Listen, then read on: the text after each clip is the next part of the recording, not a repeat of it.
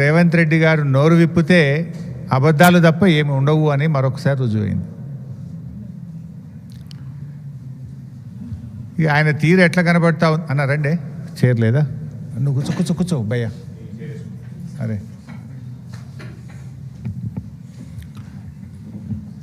ఆయన తీరు ఎట్లా ఉందంటే అన్నీ వదిలేసి నడి బజార్లో నిలబడ్డట్టున్నది. నిండా మునిగినోనికి ఇంకా నాకేముందన్నట్టు అబద్ధాలు అసత్యాల ప్రవాహంలో రేవంత్ రెడ్డి గారు మునిగిపోతూ ఉన్నారు. రేవంత్ రెడ్డి గారి మాటలు వింటుంటే అబద్ధం కూడా ఆత్మహత్య చేసుకుంటుంది. గోబల్స్ను మించిపోయినాడు రేవంత్ రెడ్డి గారు. సరే, కొన్ని వ్యాఖ్యలు గమనిస్తే ఒక్కొక్కటి మాట్లాడదాం. ఎల్లంపల్లి ప్రాజెక్టును మేమే కట్టినాము అంటాడు. ఇక నీకు అట్టుడు ఎట్లున్నదంటే నువ్వేమో రిబ్బన్ జేబులో కత్తెర జేబులో పెట్టుకొని తిరుగుతున్నావు, ఏడ కనబట్టాడు రిబ్బన్లు కత్తిరిస్తున్నావు. నిన్న ఇనాగ్రేషన్ చేసిన కొన్ని ట్యాంకులు కూడా కేసీఆర్ హయాంలో మంజూరు చేసినాయి. ఇప్పుడు సబితక్క కాన్స్టిట్యున్సీలో కూడా ఒకటి ఇవాళ ఇనాగ్రేషన్ చేసినావు. నువ్వు కట్టింది కేసీఆర్ గారి హయాం, కత్తిరించేది నువ్వు అయిపోయినావు. శ్రీపాద ఎల్లంపల్లి ప్రాజెక్టు మేమే కట్టినాం, శ్రీపాదరావు పేరు పెట్టినామంటే మీలాగా మేము చిన్నగా ఆలోచించలే. పేర్లు మార్చుడు లేకపోతే కత్తెర జేబులో పెట్టుకొని పోయి రిబ్బన్లు కత్తిరించే ఆలోచనలో కేసీఆర్ గారు ఎప్పుడు చేయలే. కేసీఆర్ గారు బ్రాడ్గా ఆలోచించిండ్రు, రాష్ట్రం కోసం ప్రజల కోసం ఆలోచించారు తప్ప నీలాగా దిక్కుమాలిన దివాలకోరు రాజకీయాలకు ఎప్పుడు కూడా పాల్పడలేదు.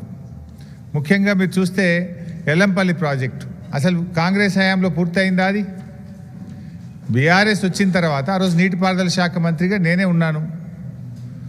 దాంట్లో హై లెవెల్ బ్రిడ్జు పూర్తి కాలేదు, R&R పూర్తి కాలేదు, ల్యాండ్ ఎక్విజిషన్ పూర్తి కాలేదు, గ్రామ ప్రజలను ఖాళీ చేయించలేదు.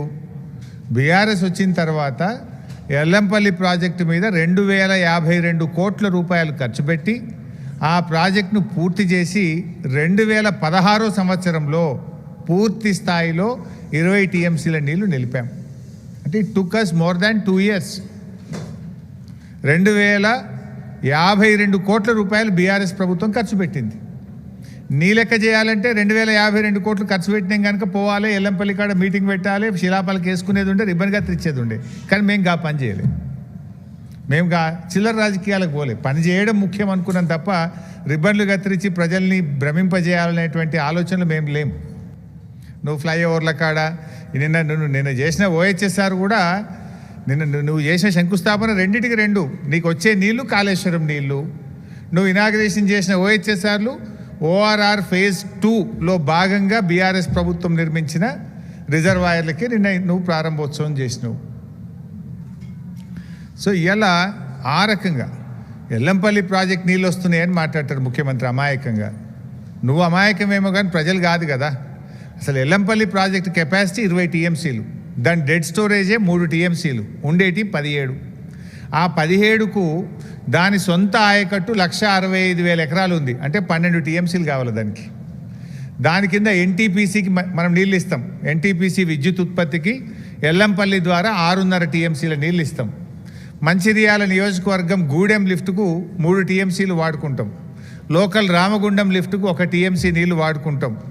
అట్లే ఆ ఎరువుల కర్మాగారానికి కూడా 2 TMCలు ఇస్తాం. అసలు నీళ్ళు ఎక్కడనే ఎల్లంపల్లి సామర్థ్యమే 20, అక్కడ దాని వినియోగమే 20కి పైగా ఎక్కువ ఉన్నది. నేను ఎల్లంపల్లి నీళ్ళు తెస్తున్నా హైదరాబాద్కు, 20 TMCలు తెస్తారట హైదరాబాద్కి. ఎక్కడికి వస్తాయి 20? ఎల్లంపల్లి కెపాసిటీ 20, డెడ్ స్టోరేజ్ 3 పోతే ఉండేది 17. ఆ 17లో NTPCకి 6.5, గూడెం లిఫ్ట్కు 3 పోతాయి. అదేవిధంగా లోకల్ లిఫ్ట్కు 1 TMC పోతుంది. రామగుండం ఎరువుల కర్మాగారంకు 2 TMCలు పోతాయి. దానికే ఎక్కువ ఉన్నది. అది కూడా that will be supplemented again. నేను ఆ 20కి 20 హైదరాబాద్ తెస్తున్నా అంటాడు. అంటే ఎవరి చెవులలో పువ్వు పెడుతున్నావు? ఎందుకు ఈ గోబల్స్ ప్రచారము? ఆ కుర్చీకున్న గౌరవాన్ని ఎందుకు తగ్గిస్తూ ఉన్నావు? నేను అడుగుతా ఉన్నా. పోనీ ఎల్లంపల్లి నీళ్ళు తెస్తున్నా అన్న ఒక్క నిమిషానికి. ఎల్లంపల్లి నుంచి మల్లన్న సాగర్కి ఏమైనా గాలి వస్తున్నాయా? ఎల్లంపల్లి నుంచి మల్లన్న సాగర్కు గాలి వస్తున్నాయా? ఎల్లంపల్లి నుంచి నీళ్ళు ఏడికి వస్తాయి? ఎల్లంపల్లిలో మేడారం దగ్గర మోటార్ లాంచ్ చేస్తే మేడారం రిజర్వాయర్లు పడతాయి. మేడారం రిజర్వాయర్ నుంచి లక్ష్మీ బ్యారేజ్ దగ్గర లక్ష్మీ పంప్ హౌస్ ఆన్ చేస్తే వరద కాలువలో పడతాయి. అక్కడ నుంచి మిడ్ మానేర్లో మోటార్ లాంచ్ చేస్తే మన అనంతగిరి రిజర్వాయర్కి వస్తాయి. అనంతగిరి రిజర్వాయర్లో మోటార్ లాంచ్ చేస్తే ఇవన్నీ కాళేశ్వరం మోటార్లు, కాళేశ్వరం రిజర్వాయర్లు. అనంతగిరి దగ్గర కాళేశ్వరం మోటార్ లాంచ్ చేస్తే రంగనాయక్ సాగర్ రిజర్వాయర్కి వస్తాయి. రంగనాయక్ సాగర్లో కాళేశ్వరం మోటార్ లాంచ్ చేస్తే మల్లన్న సాగర్కి వస్తాయి. All these are part of Kaleshwaram. యాడికెళ్ళి వస్తాయి? ఎల్లంపల్లికెళ్ళి వస్తున్నాయి. మేము కట్టి ఆ ఎల్లంపల్లికి 2,000 కోట్ల పైగా బీఆర్ఎస్ఏ ఖర్చు పెట్టింది, బీఆర్ఎస్ఏ పూర్తి చేసింది. ఆ ఎల్లంపల్లి నుంచి మిడ్ మానేర్ దాకా కూడా టన్నెళ్ళు కానీ, గ్రావిటీ కెనాళ్ళు కానీ, రిజర్వాయర్లు కానీ, సబ్స్టేషన్లు కానీ, పంప్ హౌజులు కానీ అన్నీ నిర్మించింది బీఆర్ఎస్ఏ. కాళేశ్వరంలో భాగంగానే నిర్మించాము.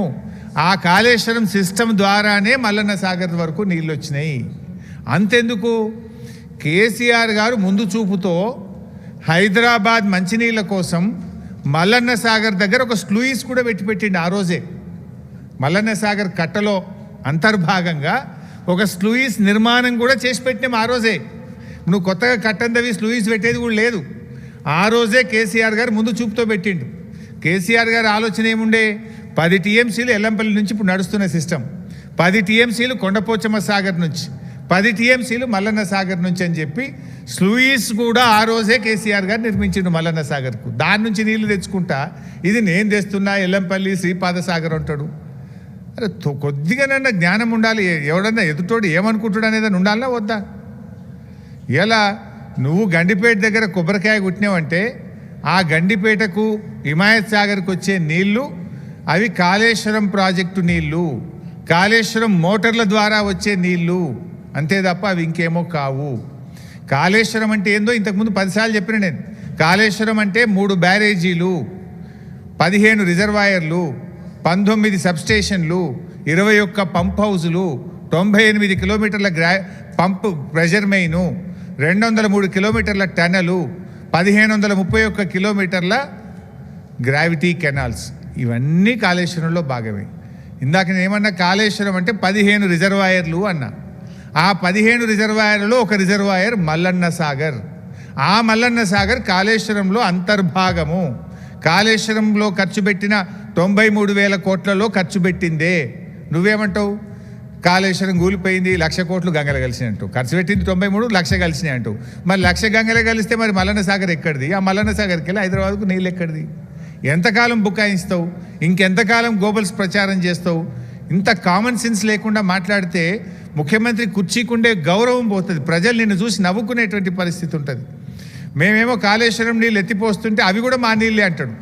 ఆ నీళ్ళు ఎక్కడి? కాళేశ్వరంలో అంతర్భాగం కాదా? ఈయన ఎట్లా తయారైందంటే కేసీఆర్ గారి ప్రభుత్వం సాధించిన విజయాలను కూడా ఆయన తనవిగా చెప్పుకునే ప్రయత్నం చేస్తాడు. ఇప్పుడు కేసీఆర్ గారు ఉద్యోగ నియామకాలకు సంబంధించి నోటిఫికేషన్లు ఇచ్చిండ్రు, పరీక్ష పెట్టిండ్రు, ఫలితాలు ఇచ్చిండ్రు, ఫిజికల్ టెస్ట్ కూడా పూర్తయిపోయింది, రిజల్ట్స్ డిక్లేర్ అయినాయి. నువ్వు ఓన్లీ వాళ్ళకు కాగితం ఇచ్చి ఫోటో దిగి ఉద్యోగాలు నేనే ఇచ్చినట్టు. ఇది కూడా గట్లే ఉంది. కాళేశ్వరం అంతా కట్టింది కేసీఆర్, నీళ్ళు వచ్చేది కూడా కాళేశ్వరంలో భాగము. కాదు ఇది ఎల్లంపల్లి నీళ్ళు అంటాడు. ఇప్పుడు వెనకట ఆ సీతారామ కూడా పోయింది ఖమ్మం జిల్లాలో. ఖమ్మం జిల్లా సీతారామ ప్రాజెక్టులో 3 పంప్ హౌజులు కట్టింది బీఆర్ఎస్ ప్రభుత్వం. టనల్స్ పూర్తి చేసింది, సబ్స్టేషన్లు పూర్తి చేసింది, కెనాల్స్ పూర్తి చేసింది. కాంగ్రెస్ ప్రభుత్వం రాగానే పోయినరు, బటన్ ఒత్తిండ్రు, లేలే సీతారామ మేమే కట్టామంటాడు. అన్నీ కూడా ఇదే రకమైనటువంటి ఒక గోబల్స్ ప్రచారం. స్వయంగా మీ మంత్రులే రంగనాయక్ సాగర్కు, మల్లన్న సాగర్కు, కొండపోచమ్మ సాగర్ దగ్గర పోయి గేట్లు ఎత్తి నెత్తి మీద నీళ్లు చల్లుకొని 1,00,000 ఎకరాలకు నీళ్ళు ఇస్తున్నామని చెప్తారు. ఏంది రంగనాయక్ సాగర్ ఎక్కడిది? మల్లన్న సాగర్ ఎక్కడిది? కట్టింది బీఆర్ఎస్ కాదా? కాళేశ్వరంలో అంతర్భాగం కాదా? మంత్రులు పోయి గేట్లు ఎత్తి నీళ్ళు నెత్తి మీద నీళ్లు చల్లుకుంటే అవి కాళేశ్వరం నీళ్ళు కాకుండా పోతాయా? ప్రజలు అంత అమాయకులు అనుకుంటున్నారా మీరు? ఇంకా ఎంతకాలం? ఒక దిక్కేమో కాళేశ్వరంను తిట్టుడు, మరోవైపేమో కాళేశ్వరంను మొక్కుడు. ఇది మొక్కుడు కాకపోతే ఏంది? ఇది పొద్దుగాలేస్తే కాళేశ్వరం తిడతాడు. ఇప్పుడు నువ్వు నిన్న 7,000 కోట్ల కొబ్బరికాయ కొట్టినటువంటిది అది కాళేశ్వరం వల్లనే కదా, లేకపోతే ఎక్కడి నుంచి వస్తాయి? ఇంకో మాట అంటాడు ఈయన, 20 టీఎంసీలు తెస్తా. నిన్న ఒక మాట మాట్లాడుతూ ఏమన్నాడు, మల్లన్న సాగర్ కట్టింది కూడా వైఎస్ రాజశేఖర రెడ్డి అంటాడు. హరే రామచంద్ర, 2008, 2009 అదొకసారి వీడియో చూపిపోయి మళ్ళీ ఎందుకైనా మంచిది. మీరు ఎవరైనా చూసిండ్రో లేదో చూసిందా? మళ్ళొకసారి మీకు క్లారిటీ.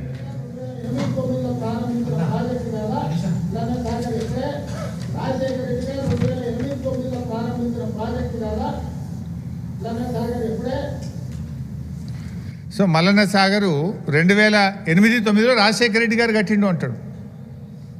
యాక్చువల్గా ఆనాటి ప్రాణహిత చేవెళ్ళలో ఇది ఉందా ప్రాణహిత చేవెళ్ళది ఇది ప్లాన్ యాక్చువల్గా ఆ రోజు. ఇలా ఎక్కడైనా మల్లన్న సాగర్ ఉందా? ఇలా ఎక్కడ లేదు. వాళ్ళు ప్రతిపాదించింది ఆ రోజు కేవలం 4 రిజర్వాయర్లు మాత్రమే ప్రతిపాదించారు. Anantagiri reservoir 1.7 TMC, Imambad reservoir 1.5 TMC, Tadakapalli reservoir 1 TMC, Thipparam reservoir 1 TMC, అన్ని కలిపితే 5 టీఎంసీలే. ఆనాడు 5 టీఎంసీలు మాత్రమే ప్రతిపాదించారు. మల్లన్న సాగర్ అనే ప్రతిపాదనే లేదు ఆ రోజు. ముఖ్యమంత్రి గారు ఒకసారి డిపిఆర్ తెప్పించుకొని చూడు, ప్రాణహిత చేవెళ్ళ డిపిఆర్ ఉంటుంది కదా ఆఫీస్లో. ఆ రోజు మల్లన్న సాగర్ ఉందా? మల్లన్న సాగర్ అసలు ఉందా? ఆ రోజు పెట్టిన రిజర్వాయర్లే 4, అన్ని కలిపితే 5 టీఎంసీలే వాటి కెపాసిటీ. ఆ రోజు కేంద్ర ప్రభుత్వానికి 2008లో మీరు డిపిఆర్ పంపితే 2012లో సిడబ్ల్యూసి డిపిఆర్ను తిప్పి పంపింది. ఇది నీళ్ళు ఇచ్చే ప్రాజెక్టు కాదు, ఈ 4 రిజర్వాయర్లతో ఈ 5 టీఎంసీల సామర్థ్యంతో 16 లక్షల ఎకరాలు పారవు, కొత్త రిజర్వాయర్లు కట్టండి, పెద్ద రిజర్వాయర్లు కట్టండి, ఆన్లైన్ రిజర్వాయర్లు కట్టండి అని డిపిఆర్ను కేంద్రం తిప్పి పంపింది. సెంట్రల్ వాటర్ కమిషన్ రిజెక్ట్ చేసింది. నువ్వు ఈరోజు నిస్సిగ్గుగా మల్లన్న సాగర్ రాజశేఖర రెడ్డి గారే కట్టినరు అంటివి. పాపం రాజశేఖర రెడ్డి గారు బతుకుంటే ఈ అబద్ధాలు విని ఆయన కూడా సిగ్గుతో తలదించుకునేవాడేమో. అరే ఇంత ఘోరంగా అబద్ధాలు ఆడుతుండని బాధపడేవాడేమో. ఆయన ఆత్మకు శోభిస్తుంది ఎక్కడున్నదో కానీ పాపం.